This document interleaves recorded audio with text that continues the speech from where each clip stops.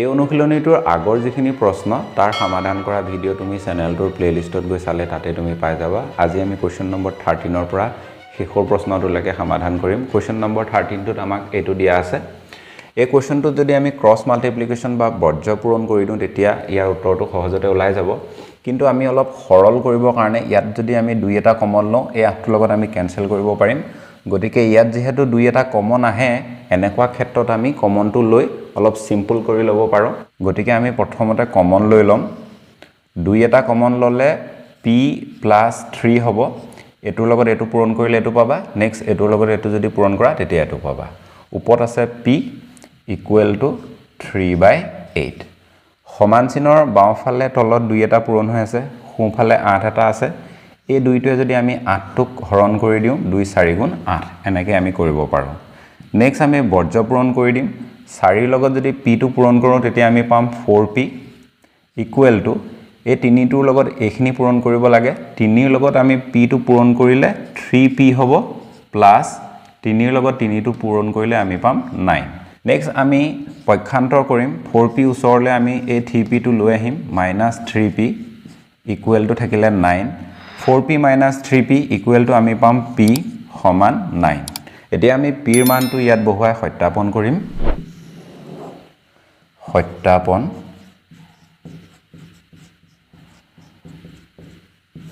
যেহেতু p = 9 left hand side = left hand সাইডত এইখিনি আছে p/2p + 6 p ঠাইত হ'ব 9 টো 2 * 9 + 6 ওপৰত থাকিব 9 2 * 9 = 18 + 6 9/18 6 হ'ব 24 এটুক 3 এ কাটিলে 3 3 * 9 এটুক 3 এ কাটিলে 3 8 * 24 আমি পালো 3/8 এটু যেটো মান আমি পালো এই মানটো সমীকৰণটোৰ সোঁফালে আছে গতিকে আমি ক'ব পাৰো লেফট হ্যান্ড সাইডৰ সমান ৰাইট হ্যান্ড সাইড হয় আৰু p ৰ সমান 9 টো এই সমীকৰণটোৰ এটা সমাধান হয় আমি লিখি দিম এতেকে left hand side = right hand side p = 9 এটা সমীকৰণটোৰ সমাধান হয় সমীকৰণটোৰ সমাধান হয় কোৱেশ্চন নম্বৰ 14 টোত আমি ডাইৰেক্ট বৰ্জ্য পূৰণ কৰিব লাগিব যেহেতু ইয়াত কোনো ধৰণৰ কমন লৈ সিম্পল কৰিব পৰা অৱস্থাত নাই গতিকে আমি বৰ্জ্য পূৰণ কৰি দিম এটোৰ লগত এইখিনি পূৰণ কৰিব লাগে 3 পূৰণ 5x + 2 = 2 পূৰণ 6x - 2 2 পূৰণ 6x - 2 3 5 * 15 15x + 3 2 * 6 = 2 6 * 12 12x 2 2 * 4 - 4 এটো আমি ইয়াৰ ওচৰলৈ লৈ আহিম কাৰণ এই দুটা সদিশ পদ হয় ইহঁতক আমি যোগ বা বিয়োগ কৰিব পাৰো 15x - 12x = -4 6 টোক আমি সোঁহাতে লৈ যাম -6 হ'ব 15x - 12x = আমি পাম 3x = হ'ব -10 x চলকৰ মানটো আমি উলিয়াব লাগে গতিকে x = আমি -10/3 কৰি দিম এই 3 টো ইয়াত পূৰণ হৈ আছে এফালে গলে কি হৈ যাব হৰণ হৈ যাব ইয়াত আমি আৰু সিম্পল কৰিব নোৱাৰো গতিকে যেনেকৈ আছে তেনেকৈ ৰাখি দিম এতিয়া এটো আমি সমীকৰণটোৰ বাওঁফালে বহুৱাই সত্যাপন কৰি চাম আমি লিখিম সত্যাপন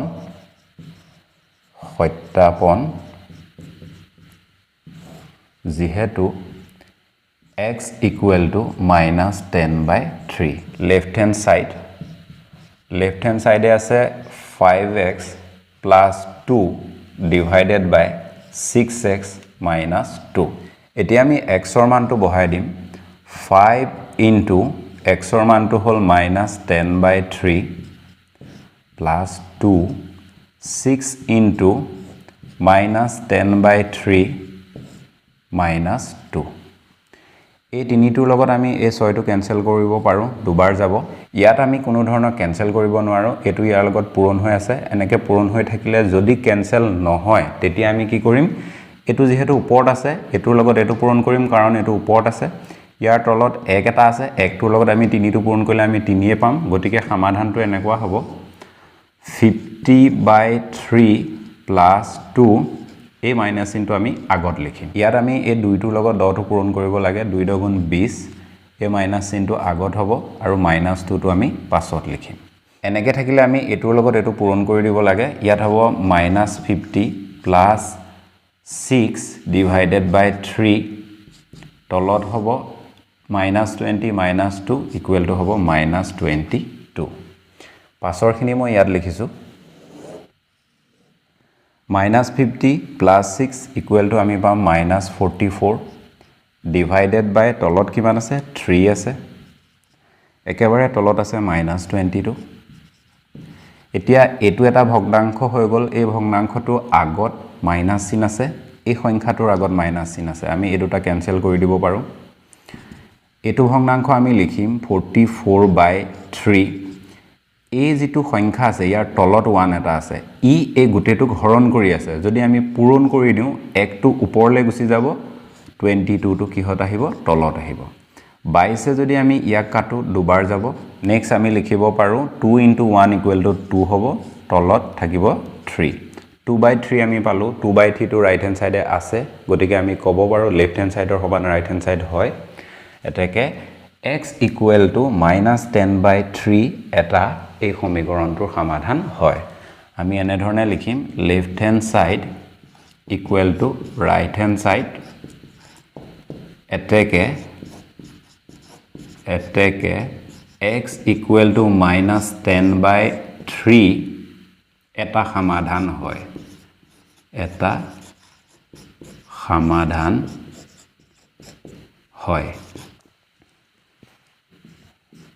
Question number 15 or solution প্ৰথমতে আমি এটোৰ লগত এটো পূৰণ কৰিম নেক্সট এটোৰ লগত এটো পূৰণ কৰিম ইয়াটো আমি তেনেদৰে কৰিম 3 * 2 কৰিলে 6 হ'ব 3 পূৰণ x কৰিলে হ'ব 3x প্লাস হ'ব মাইনাস 5 * 2 কৰিলে 10 হ'ব ইয়াৰ লগত x এটা পূৰণ হৈ থাকিব 10x আমি পাম আগত মাইনাস চিন থকাৰ কাৰণে এই চিনটো সলনি হৈ যাব প্লাস থাকিলে মাইনাস হ'ব মাইনাস থাকিলে কি হ'ব প্লাস হ'ব আৰু 5 * 3 কৰিলে আমি পাম 15 তলত আছে 5 - 3x = 9 এখিনি আমি সৰল কৰি দিম +6 + 15 = পাম +21 +3x - 10x = আমি পাম -7x আমি যেটো ধ্ৰুবক সংখ্যা হেতু আমি পাছত লিখিলো আৰু যেটো চলক আছে তাক আমি আগত লিখিলো এনেদৰে লিখিব লাগে তেতিয়া আমাৰ অংকটো কৰাত সহজ হয় ইয়াত কোনো ধৰণৰ সালসলনি নহয় যেনেকৈ আছে তেনেকৈ আমি লিখি দিম = হ'ব 9 এতিয়া আমি বৰ্জ্য পূৰণ কৰিম ইয়াৰ তলত 1 এটা আছে 1 টোৰ লগত এখিনি পূৰণ কৰিলে 7x + 21 এ হ'ব = এটোৰ লগত আমি প্ৰথমতে এটো পূৰণ কৰিম 5 * 9 = 45 মাইনাস 3 * 9 = কিমান হ'ব 27 ইয়াৰ লগত x এটা পূৰণ হৈ থাকিব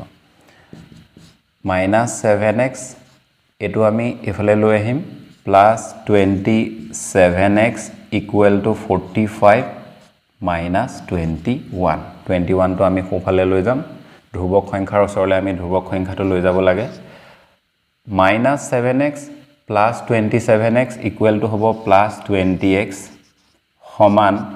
45 - 21 = আমি লিখিব পাৰো 24 নেক্সট x = আমি লিখিব পাৰো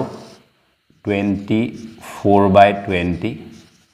6 * 24 4 * 5 * 20 আমি x ৰ এটা মান পালো x = 6/5 নেক্সট আমি সত্যাপন কৰিব লাগে সত্যাপন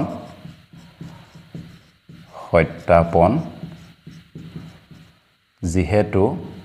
x = 6/5 left hand side = 3 * 2 plus x minus 5 into twice x minus 3 divided by 5 minus 3x এতিয়া আমি x ৰ ঠাইত x ৰ যেটো মান উলিয়ালো 6/5 হেতু আমি বহাই দিম 2 plus 6/5 minus 5 2 পূৰণ 6/5 minus 3 5 minus 3 into 6/5 3 into 16/5 এনেকুৱা হ'ব minus 5 bracket এটোৰ লগত এটো ক্যান্সেল না যায় এটোৰ লগত আমি এটো পূৰণ কৰি দিব লাগে 2 6 গুণ 12 তলত থাকিব 5 ইকুৱেল টু হ'ব 3 একেবাৰে তলত থাকিব 5 minus 3 6 গুণ 18 তলত থাকিব 5 এইখিনি আমি পুনৰ সৰল কৰিব লাগিব এটোৰ লগত এটো পূৰণ কৰি দিম 5 5 গুণ 25 minus 18 তলত থাকিব 5 এটোৰ লগত এটো পূৰণ কৰি দিম 3 16 48 যেহেতু ইহত দুটা পূৰণ হৈ আছে সেই কাৰণে এটোৰ লগত এটো পূৰণ কৰি দিব লাগিব 48 তলত থাকিব 5 minus 5 3 গুণ 15 আগত 5 টো থাকিব তলত হ'ব 5 5 3 গুণ 15 minus এবাৰটো আগত থাকিব ব্ৰ্যাকেট ক্লোজ এতিয়া আমি এখিনি সৰল কৰিম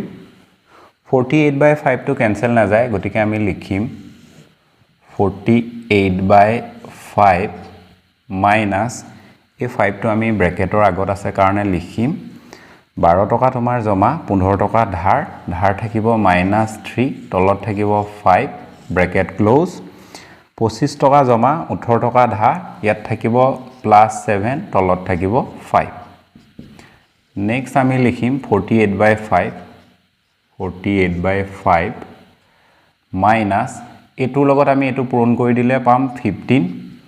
এই মাইনাস চিনটোৱে এই মাইনাস চিনটোৱে পূৰণ হয় প্লাস হৈ যাব এই চিনটো প্লাস হৈ যাব এনেদৰে তলত থাকিব 5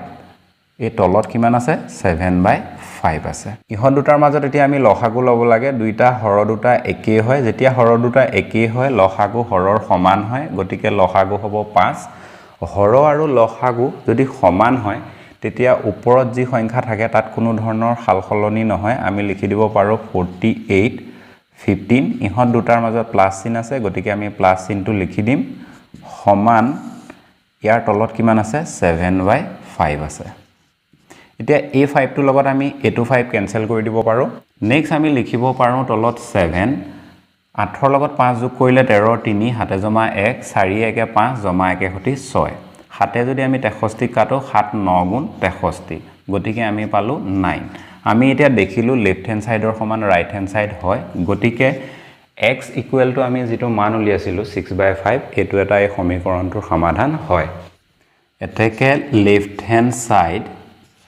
equal to right hand side বাও পক্ষৰ সমান সোপক্ষ হয় আমি লিখিম এতেকে x ইকুৱেল টু 6/5 এটা সমাধান হয় এনেদৰে আমি শেষত লিখি দিব লাগে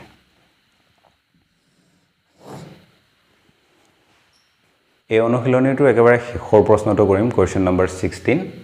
সলিউশন প্ৰথমতে আমি বৰ্জ্য পূৰণ কৰিব লাগিব 3 পূৰণ 0.4b - 2 equal to 2 into 1.5b plus 15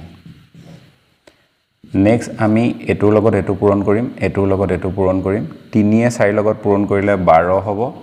লগত b এটা পূৰণ হৈ থাকিব এই সংখ্যাটোত এটা অংকৰ আগত দশমিক আছে এই সংখ্যাটোত আমি এটা অংকৰ আগত দশমিক বহালে ইয়াত হ'ব minus 3 দুগুণ 6 সমান 2 এ আমি 1.5 ক পূৰণ কৰিলে 30 হ'ব আমি জাস্ট 1.5 টোক 15 বুলি ভাবিলে হল 2 15 30 হ'ব 30 পূৰণ b হ'ব ইয়াত এটা অংকৰ আগত দশমিক আছে আমি এটা অংকৰ আগত দশমিক বহালে ইয়াত হ'ব 3.0 পইণ্টৰ পাছত 0 টো আমাৰ প্ৰয়োজন নাই গতিকে আমি ইয়াত লিখিম 3b এনেদৰে লিখিম 3b প্লাস 2 15 হ'ব 30 নেক্সট আমি 1.2b ওচৰলে এই 3b টো লৈ আহিম -3b হ'ব এই ধ্ৰুবক সংখ্যাটো ওচৰলে এটো ধ্ৰুবক সংখ্যা আমি লৈ যাম 30 +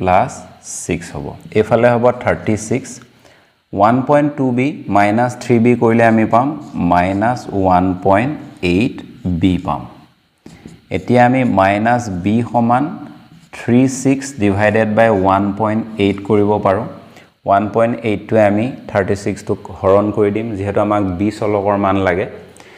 এটা অংকৰ আগত দশমিক আছে এই দশমিকটো উঠাবৰ কাৰণে আমি ইয়াত এটা 10 পূৰণ কৰিম এটা অংকৰ আগত থাকিলে 10 পূৰণ কৰিম দুটা অংকৰ আগত থাকিলে 100 পূৰণ কৰিম তিনটা অংকৰ আগত থাকিলে আমি যদি দশমিকটো উঠাব লগা হয় 1000 পূৰণ কৰিম তেনেকৈ আমি পূৰণ কৰিব পাৰোঁ তলত আমি 10 এটা বেছিকৈ পূৰণ কৰি দিছো ওপৰতো এটা 10 পূৰণ কৰি দিব লাগিব তেতিয়াহে এটোৱে কেনসেল যোৱাৰ পিছত এই দুটাই থাকিব এতিয়া আমি লিখিম -b ইকুৱেল টু ওপৰত হ'ব 360 তলত হ'ব 18 এটোৱে যদি আমি এটো হৰণ কৰো তেতিয়া আমি পাম 20 এতিয়া আমি পালো -b ইকুৱেল টু 20 এই চলকটোৰ মান আমাক ধনাত্মক লাগে সেই কাৰণে আমি a - টো এফালৰ পৰা উঠাই এফালে দি দিলেই হৈ যাব এতিয়া b চলকৰ আমি মান পালো -20 সত্যাপন কৰিম সত্যাপন